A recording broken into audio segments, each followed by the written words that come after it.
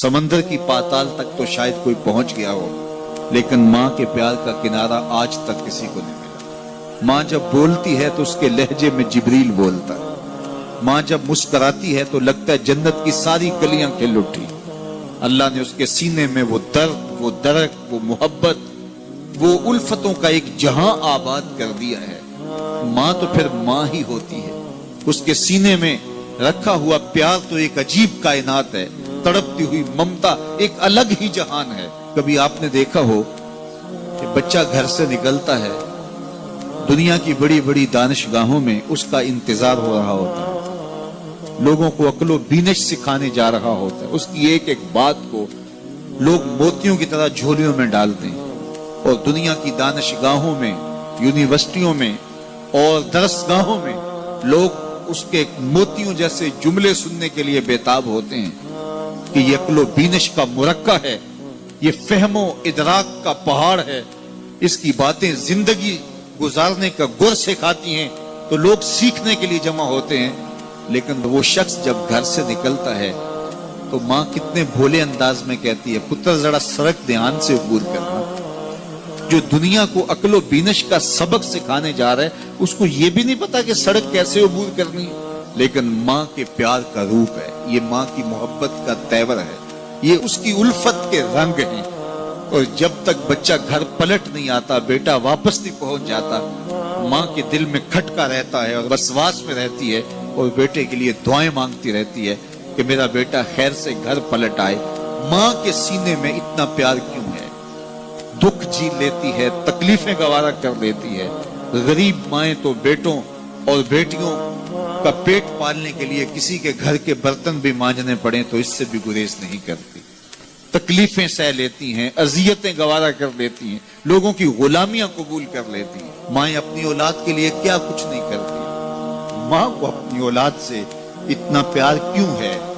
एक ही जवाब है, इसलिए कि माँ ने औलाद को जन्म दिया है। मेरे जुमले को दिल के कानों से सुनना, जिस माँ ने जन्म दिया है वो इतना प्यार करती है तो जिस रब ने खलक किया है वो कितना प्यार करता है। जन्म देने वाली के प्यार का ठिकाना कोई नहीं, तो जो खलक करने वाला है उसके प्यार का अंदाजा कौन कर सकता? तो माँ गवारा नहीं करती कि मेरा बेटा भूखा रहे, तकलीफ में रहे, बेटा भूख में तड़पे तो माँ बेचैन हो जाती है। तो जो 70 माओं से ज्यादा प्यार करता है उसने कैसे गवारा कर लिया कि मेरा बंदा भूखा रहे? सहरी का खाना खाया है, कड़कती दोपहर है, बरसती गर्मी है, जुबान पे पिपड़ी जम गई, हलक खुश्क हो गया, खाने के लिए पीने के लिए सब कुछ मुयस्सर है, लेकिन कहा नहीं एक घूंट भी नहीं लेना। वुजू करते भी एहतियात करना है, हलक से नीचे कोई कतरा उतर ना जाए, कुछ खाना भी नहीं। 70 माओं से ज्यादा प्यार करने वाले रब ने ये कैसे गवारा कर?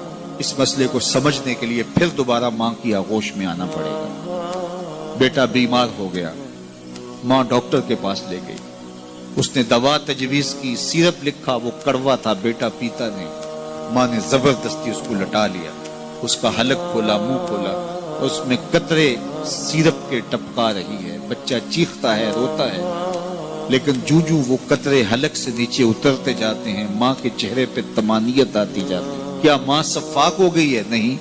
माँ की ममता छिन गई? नहीं। वो जो बेटे की आंख में आंसू नहीं देख सकती थी, वो तड़पते हुए बच्चे को देख के मुतमईन क्यों है?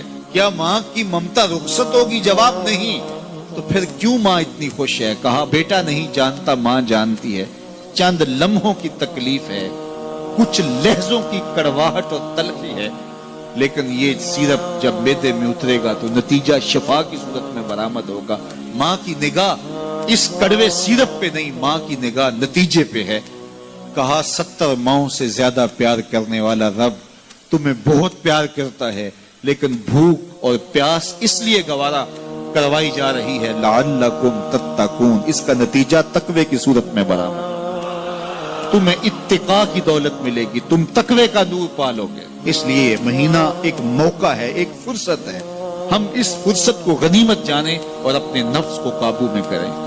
रोजा हमें बहुत कुछ सिखाता है, इससे वो सब कुछ सीखें और अपने मन को संवारने की कोशिश करें। तो जब हम तकवे की दौलत पालेंगे तो रोजे का मकसूद हासिल हो जाएगा।